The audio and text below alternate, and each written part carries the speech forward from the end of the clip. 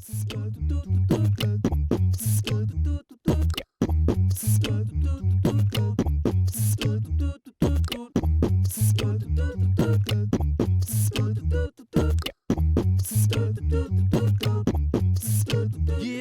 Pittsburgh a better alternative. Giving Pittsburgh a better alternative. Yeah. Extra, reading the issue. Raw news, unapologetic, no tissue. Catch the way. Good morning, everyone, and welcome to the Pittsburgh Current podcast live from the beautiful downtown Beachview Business District here on Broadway and Coast. We've got a good show today. Emily Kinkead, a candidate for District 20 Pennsylvania House seat, is here.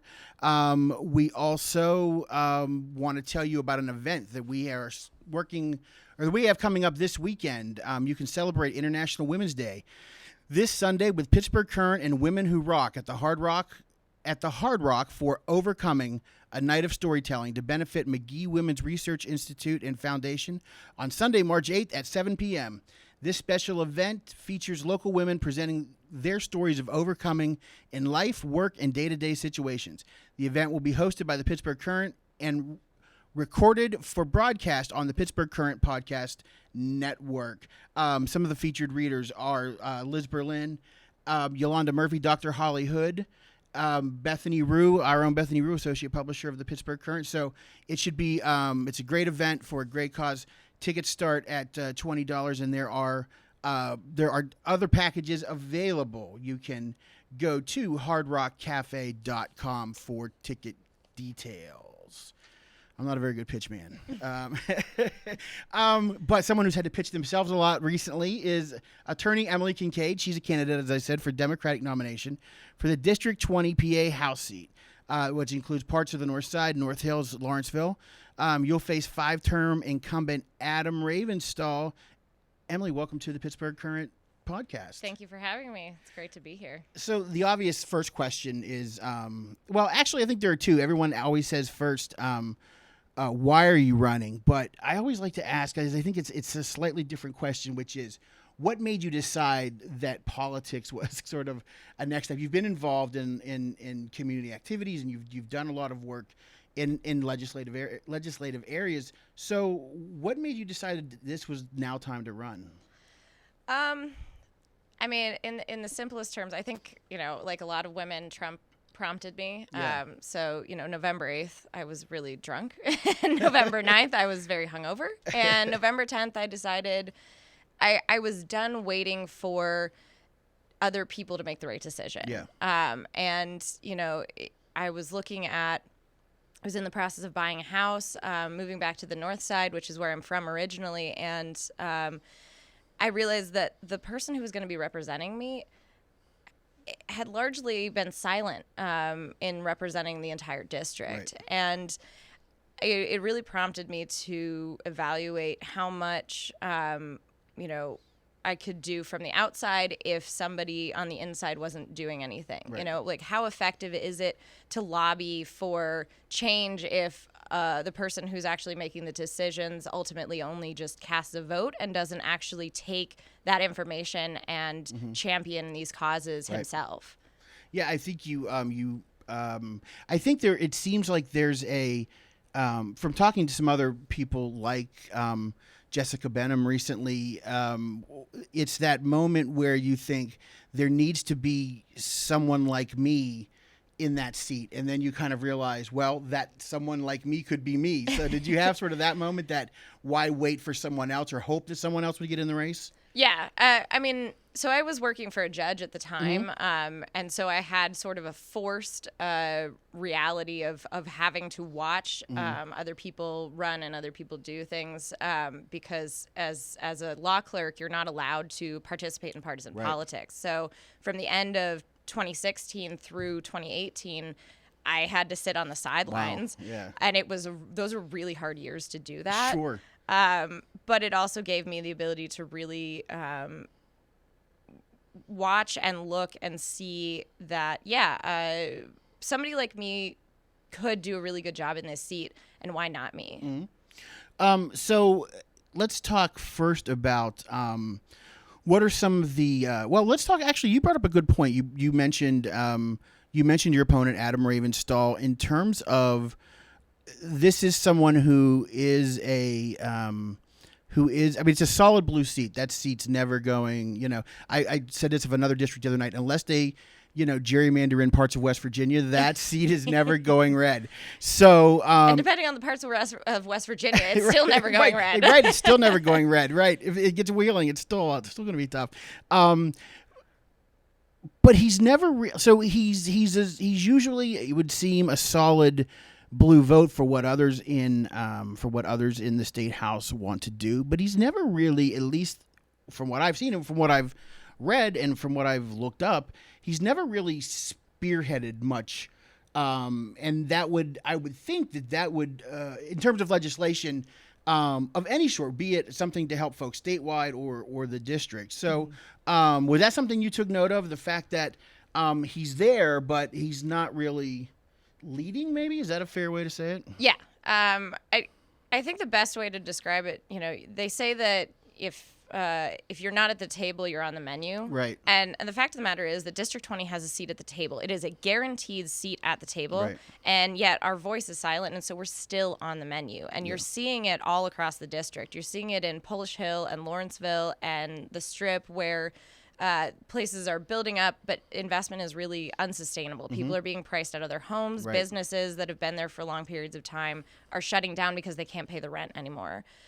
You go across into the north side, which is where I live, and there's blight. There's all of these business districts that are sitting empty. Yeah. And not just empty, but derelict. And, we've got predatory stores coming in, the dollar stores, the, Metro PCS and these mobile stores that really aren't contributing back to the neighborhoods, and people aren't able to spend their dollars where they live. Yeah. And you go out into the northern boroughs, Bellevue, Avalon, Westview, and the piece of Ross that's in there, and they're doing a little bit better than the north side, but largely it's because they have their own municipal government that is able to kind of redirect things and advocate for them.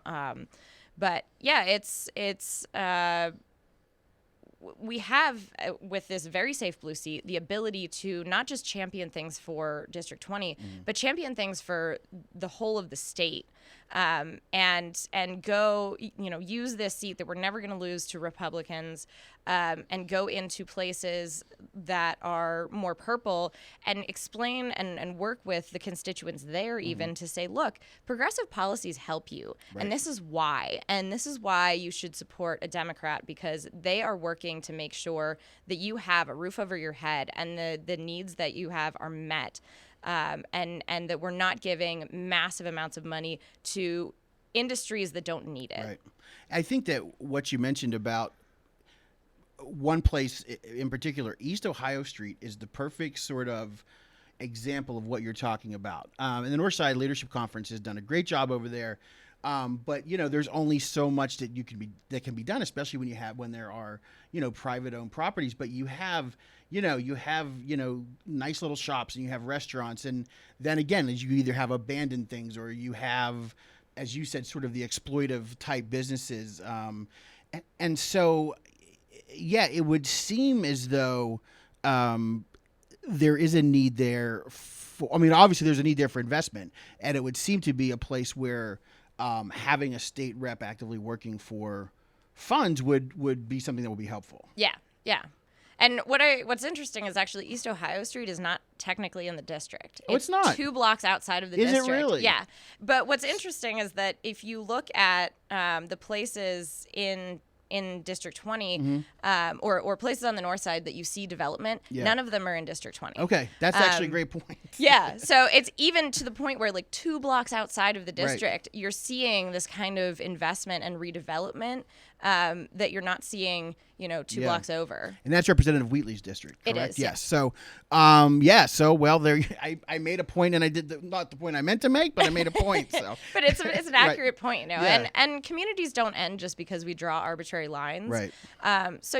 What happens on East Ohio impacts the rest of my district, Right.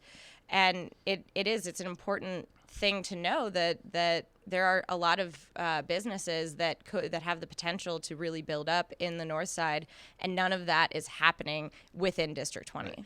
And there's a lot of talk about progressives and progressive policies, and we have a lot of politicians these days that try to say that they are progressive.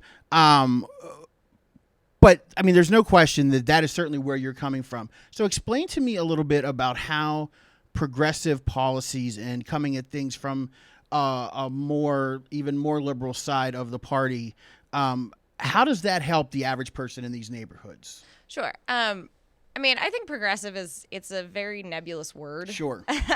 So I consider myself progressive because I'm for progress. Yes.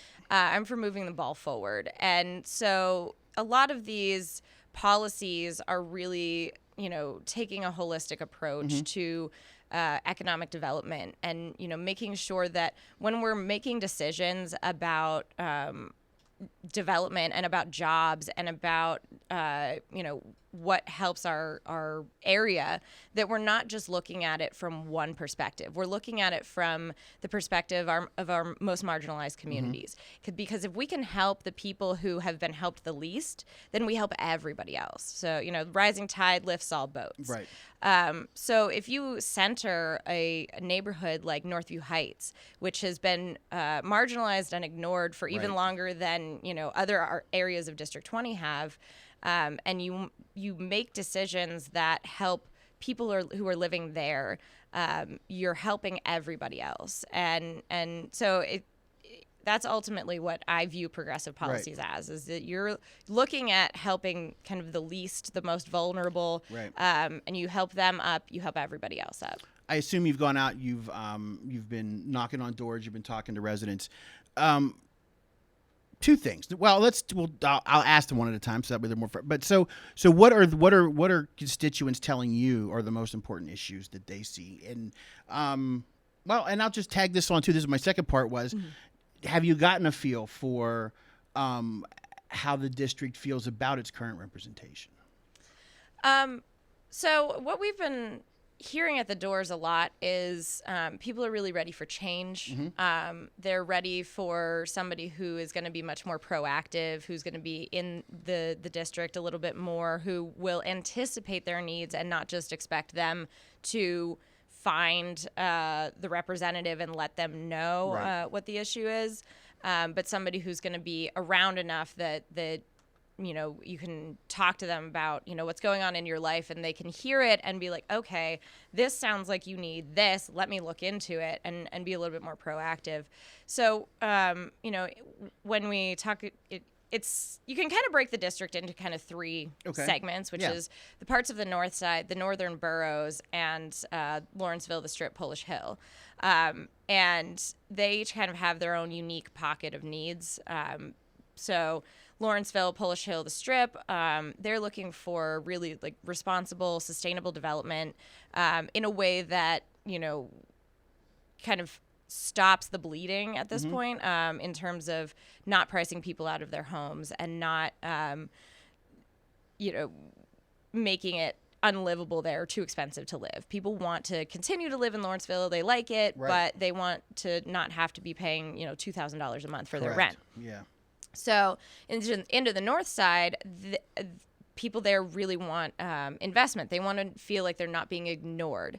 One of the most remarkable things about the north side is that each neighborhood has its own community group. And these community groups have been operating almost as mini governments for so long because they've just had to. So they have business development committees, and they are buying up blighted properties and getting developers in there. They're doing what elected officials should have been doing for over a decade. And it's incredible, but it's also like, this shouldn't be on you. it should be on the elected officials to help you with Right. this. So they're looking for some people to come in and actually take up the mantle on this, so it's not falling on them. Right. But they don't want to be like Lawrenceville and the Strip. They want to have these kind of 5 generations of families living in their neighborhood and invested and not priced out. Right. So they want to be able to spend their dollars where they live, but they don't want to not be able to take advantage of the development that's happening. In the northern boroughs, it's a huge issue with clean air, clean water, climate change, because there's landslides. And, they're very concerned about, a lot of people, are like, oh yeah, I used to live in the city. I moved out here because I wanted my kids to be in a better school district. I wanted to, like, a lot of the decisions they make are very clearly about their kids. And so they're very concerned about what kind of environment their kids are growing up in. And so the state of our air quality, the state of our water quality, the state of our education is very important to them. If you have any questions for Emily Kinkead here on the Pittsburgh Current podcast, feel free to write them in the comment section there on Facebook, and we will pass them along. Taking some of those, I guess, affordable housing, of course, is, regardless of the region of the city, is something that needs to be, that needs fixed. I mean, there's just no way around it. I know that you mentioned community, for example, the Bloomfield Garfield Corporation. They try and buy up as many properties as they can so they can kind of keep the prices low in the district. What do you see as, what is the fix for, well, not the fix, but where do we start in making sure there's more affordable housing? Well, I think one of the big things that we need to acknowledge is that talking about affordable housing isn't enough, because affordable housing encompasses what the median income in our area can afford, and that leaves out 50% of the people who are still need housing. So we have to talk about low cost housing, and I don't think there's one fix for it. You have to have like a multifaceted approach to it. You have to have land trust. The inclusionary zoning that Pittsburgh just instituted in Lawrenceville is fantastic, and I would love to see that become permanent and also expand into places where you can see that the development is going to go next, like the north side. Right. I'd like to see the inclusionary zoning happen and receive funding from the state to make it happen in places where we're anticipating development, so that we're not kind of backpedaling and trying to, fix it after, it's kind of broken.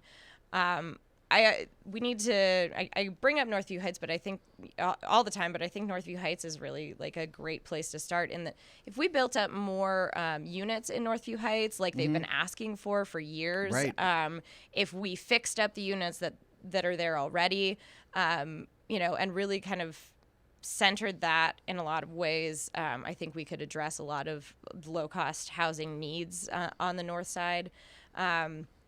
But yeah, I mean, you have to have kind of a holistic approach to it, because there isn't just one magic bullet. I think land trusts are important. I think that community groups buying properties to keep things affordable is important, and being able to support those with state money is important. It's never really a good way to transition between issues, right? But one of the things that I definitely wanted to make sure we talked about today was the issue of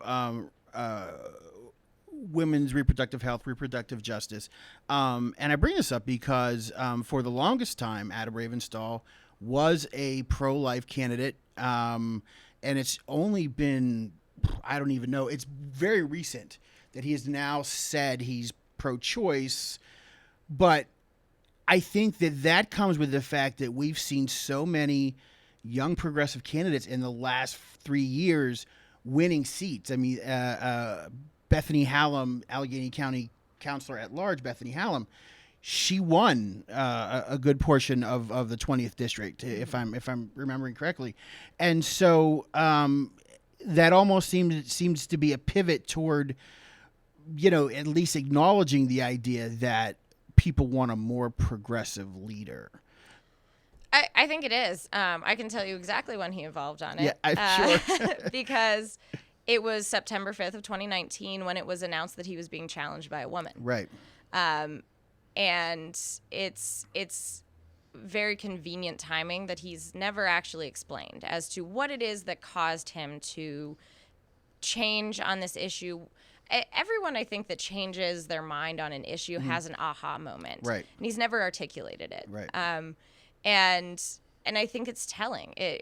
People look at that and say, have you really evolved on this issue, or are you doing it because it's politically convenient? Right. And if you've evolved on the issue, what are you doing now to champion reproductive justice?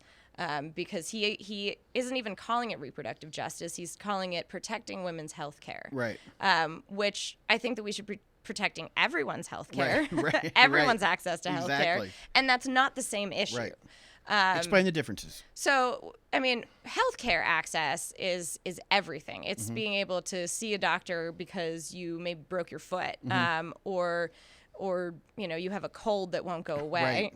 That's healthcare. Right. Reproductive justice is the ability to decide if, when, how, and why you have children, and your ability to raise those children in a safe environment. Mm-hmm. So it encompasses not just the right to choose whether or not you can terminate a pregnancy, but it also includes, determining how you're going to give birth, and your ability to adopt children, and your ability to have kids, because we still have on the books the ability to forcibly sterilize people, and a lot of times those are applied to disproportionately to people with disabilities Right. and people of color. And if we're not addressing those issues, then we are not enacting reproductive justice. If we're not addressing environmental racism issues, it's not reproductive justice. So it's a much more comprehensive thing than he's talking about. Yeah, and you do parts of your district. You do have there is a sizable, based on the district, African American population, and so this, of course, we had the report. I guess I don't know if it was earlier this year or late last year, but we had the report about how Pittsburgh is just not a safe place to be if you're an African American woman. Talk about that report when you heard that. I mean, obviously, I'm sure it didn't come as a complete surprise, I think, to a lot of us that follow these kinds of issues, but it's still a pretty stark thing to see in writing. What was your thoughts when you saw that, and did that even reinforce even more your desire to run for this seat? I mean, I think the first thing coming from that report that I think all of us have to do is thank Black women for choosing to remain in Pittsburgh, and thank them for, continuing on, because, a lot of them don't have a choice about living here, Right. and because they can't afford to move anywhere else. So I think we owe Black women a huge thank you just for existing in Pittsburgh. Right. But yeah, I mean, it definitely reinforced my desire to run, because I think that we need more voices in our state house addressing these issues and being active voices for communities that are very clearly marginalized in our community. Across the state, we don't necessarily prioritize this, but to take this report and say, look, in Allegheny County, in Pittsburgh, this place that I represent, we are in a crisis around around Black people, particularly Black women, and we have to do something, and the state has the power to do that. And if we're not sending people to Harrisburg who will have that conversation with other people, other representatives, then we are continuing to fail our Black population. Again, you've got, obviously you have a platform that is, what else on that list is important to you in terms of problems that you see, and in particular some plans you have to attack the environment, for example? I'm sure, I mean, it's honestly, it's sometimes it's hard, like it's painful to think about what's going on to our planet since 2016, when any kind of environmental protection policy we've had in this country has been destroyed. So what could you do as a state legislator to at least do something to sort of, protect the environment?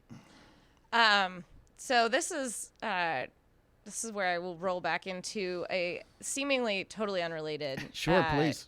policy area, because there are issues that if you want to address kind of anything else, you have to fix these first, which is money in politics and redistricting. Right. And that I started working on those issues when I was in college at a time when no one wanted to talk about campaign finance reform and gerrymandering reform. But now they're really important issues, and people are finally getting that it is critical to move on those issues, to move on anything else. And I actually had a radio show for a group that I was involved in, Democracy Matters, in college. Yeah. And we had a part of the program that we talk about, like, give me any topic and I will explain to you how it is related to campaign finance reform. And this is it, is that if we are really truly going to get serious about climate change and addressing our climate crisis, we have to address the issue of money in politics, because especially in Pennsylvania, where there is no limit on how much any individual can give to a candidate, and so or any PAC. And so you have a lot of these oil and gas, petrochemical industries that are giving massive amount of money to both Democrats and Republicans in order to, and they're, making claims about, jobs, and asking that these representatives ignore the environment. And now we're having this conversation even within the Democratic Party about how if we're truly dedicated as Democrats to working people and jobs, then we should not be, supporting these other policies. And it's just it's a false equivalency. We can do both, and we should be doing both. Allegheny County is perfectly poised to be at the head of the green economy. We have the union infrastructure and the technological innovation to come together to be able to really, truly make Allegheny County sort of the Silicon Valley of the green economy, and we just need forward-thinking representatives to do it. And as you were saying that, I was thinking, you're right, because when you think about anything, we think about healthcare. Again, healthcare is another huge thing that can be tied back to campaign finance, because representatives receive money from drug makers, they receive money from large healthcare conglomerates, and so it's pretty hard to get reform when the people with the most money are happy with the way things are. Yeah. I was just at a conservation voters event the other day, and they were talking about the fact that there are 203, lobbyists for the oil and gas industry in Harrisburg. That's one for every legislator, and they have 3 to 5 for conservation voters, and it's largely just the people who actually work for conservation voters. So it's tough because, you don't, despite the fact that there are important issues to be stated by either side, one side is shouting and the other side is whispering if speech is or if money is speech. Right. Where do you speak? Just going back to the environment for a second, because I think that something that people always want to directly ask and want directly answered is, where do you stand on the issue of fracking? I mean, we currently don't have an extraction tax here in Pennsylvania, but then there's the other side of people just say, no, we should ban fracking altogether, or put a moratorium at least until it can be studied. Where are you on fracking? I think I fall somewhat in the middle, in that I absolutely think we should be taxing it. If you are producing something in Pennsylvania, you are taking advantage of an opportunity in Pennsylvania, and you should be paying basically for the value of the opportunity you're taking advantage of, and paying back into the system that has given you that opportunity so that others can have opportunities to do other things. That's literally what taxes do. And so in regards to a moratorium on fracking, I I do think that we need to scale back the advance of fracking because we don't know all of the things that it's doing. Right. We haven't taken the time to really look into it.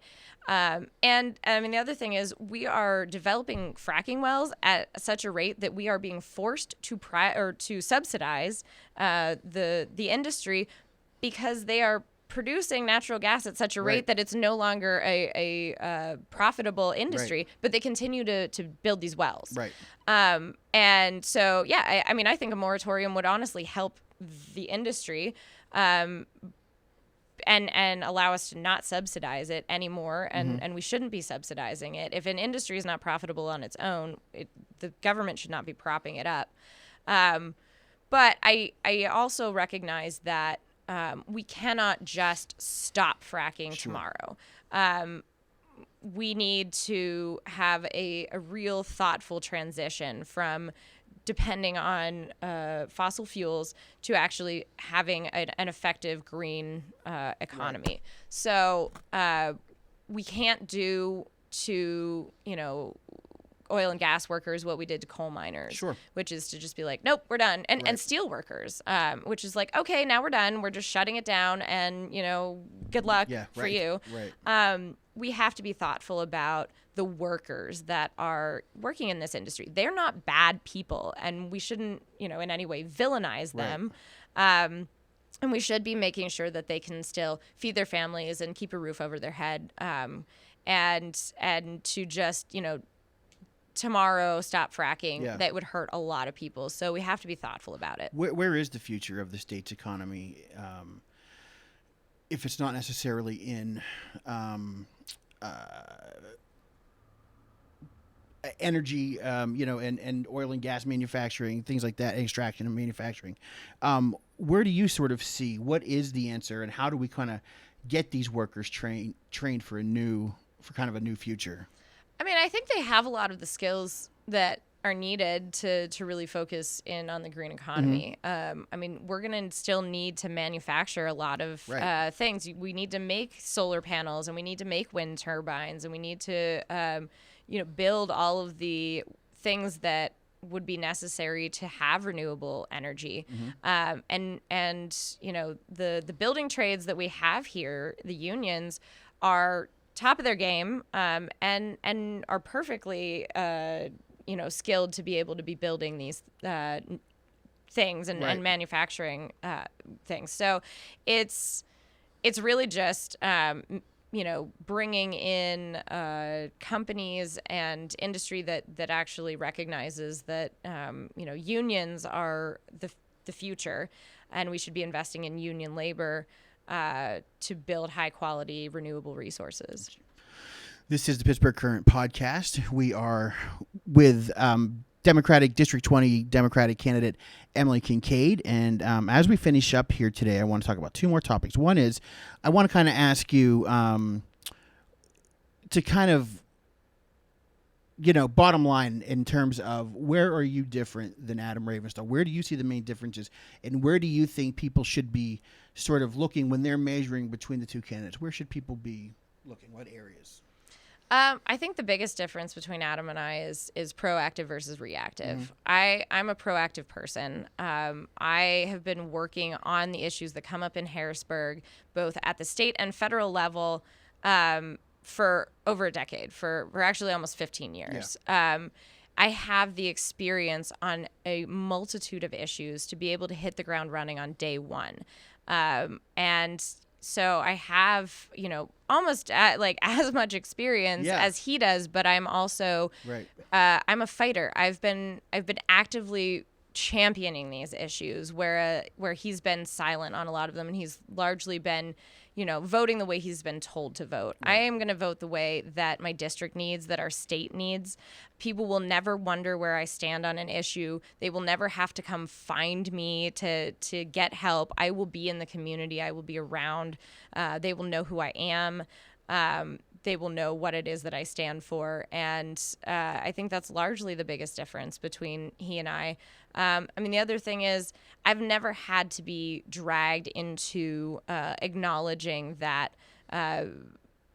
groups of people are entitled to exactly the same rights as everyone else. Because in addition to his recent evolution on reproductive justice, or really just abortion is ultimately what he's evolved on. To whatever extent that is, in 2012, he submitted a questionnaire to the Stonewall Democrats, which, if anybody doesn't know who the Stonewall Democrats are, they're the LGBT Democratic group. And he submitted a questionnaire that said that he opposed same-sex marriage. Correct. And he has since said that he has evolved on that issue, but he's never taken a stand to protect this community. He just signed onto a bill about the panic defense, to ban the panic defense with Representative Dan Miller. But it's been a decade that he could have been doing something about this. And it's like he just discovered that this is an issue that exists, which if he had been talking to anyone in the LGBT community, he should have and would have known about this. I'm an attorney. I've seen this defense. It's abhorrent. It is the idea that you can be so panicked because you find out that someone is gay or transgender that you are just go into a fugue state and you're just prompted to violence or even to murder. It's a horrifying and absurd defense that should never be allowed to happen. But to say that you've just kind of discovered this after 10 years as a legislator is you should have been doing more. And this is still a state where we don't have, although the state's guidance under Tom Wolf has been that civil rights protections for LGBTQ members of the LGBTQ community, should be a protected class. We still don't have legislation on that. And, we don't. And it's still, I feel like since that guidance came out, I do feel like a lot of legislators have sort of hid behind that, like, oh, hey, we have this, but it's still something that we lack here, and it's still amazing to me that it's something that we lack. Yeah, the Fairness Act has basically been stalled in committee, and it's something that it shouldn't be. But it's also something that I think all of our state legislators have a responsibility to tell their constituents about. Like, hey, do you want to know why it is that we don't have this? Because the Republicans won't move it forward. Because they won't take it out of committee. They won't even bring it up for a vote. And this is not okay. And we need to work together to, make sure that there is a lot of pressure on these Republican state representatives and state senators who are not doing enough.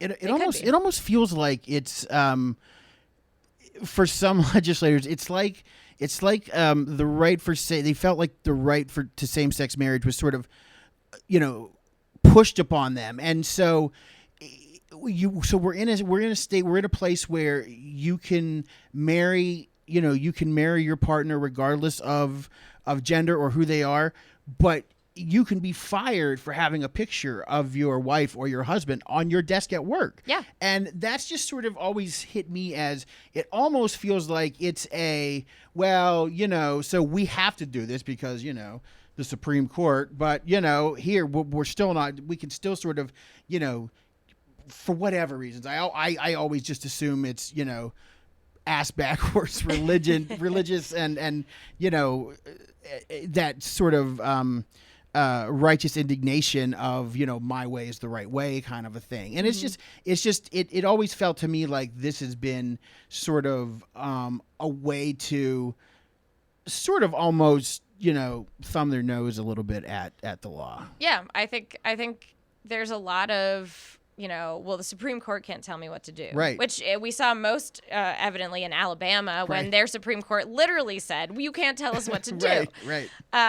And we won't, we won't do it. But I think that there's also this when we talk about religious freedom in particular, this absurd idea that Christianity and a very narrow kind of Christianity is the only Christianity that we, or the only religion that matters and should be taken into account when we're talking about religious freedom, because there are a multitude of religions that accept LGBTQ, individuals that celebrate them and that are okay with abortion and you know that is something that is fine. And to say, oh well, we're doing this for religious freedom purposes is very disingenuous. Right. So I want to wrap up today, and maybe you shouldn't have said anything when you got here, but Emily remarked that she liked my X-Men shirt and that she is a nerd at heart. A huge nerd. So tell me about, tell me a little bit about where are your stances in the nerdiverse? Are you DC Marvel? Where are I think I'm more DC than Marvel. Oh, okay. I'm a Trekkie, and I'm a Trekkie because that's really what got me into the nerddom. I grew up with Star Trek. My dad was a huge Trekkie, and actually to the point where growing up, I watched Reading Rainbow and I watched Star Trek Next Generation. That's awesome. And I couldn't figure out how Geordie LaForge could read books without his visor. Right. I was like, I don't understand how the future this is works. limitless. Yeah, I don't understand how this works. It took me a very long time to realize that it wasn't actually Geordie LaForge. On Reading Rainbow. Right. Yeah. Yeah. Where's your visor? But then wait, how can you read as a blind? It was great. Star Trek was really great. No, that's good to know. I always think it's I always have more trust in nerds and geeks than I do anyone else. Yeah, So I'm very good to know. And honestly, kind of rolling back to talking about the progressive policies is I in my heart of hearts I want to see us achieve the Star Trek future. Yeah. Where there's no poverty, there's no disease, there's no famine. Right. Everybody can kind of achieve their best self and really pursue their dreams. And I think the progressive policies are the best way for us to get there. So ultimately, I'm just working for the Star Trek future.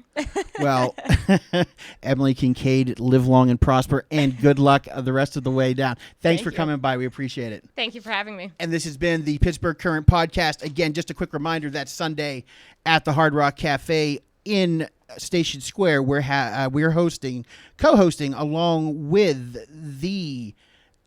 I'll tell you in a minute when I get to it. But we're celebrating International Women's Day this Sunday with the Pittsburgh Current and Women Who Rock at the Hard Rock Cafe. Overcoming, a night of storytelling to benefit McGee Women's Research Institute and Foundation. And that's this Sunday, March 8th at 7 p.m.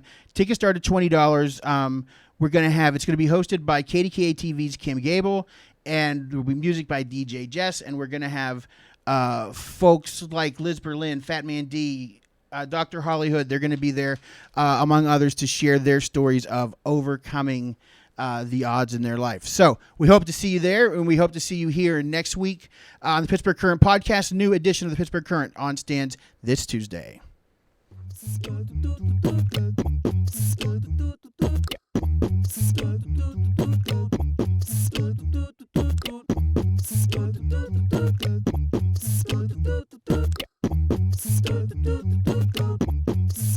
Giving Pittsburgh a better alternative. Giving Pittsburgh a better alternative. Yeah. Extra, reading the issue. Raw news on the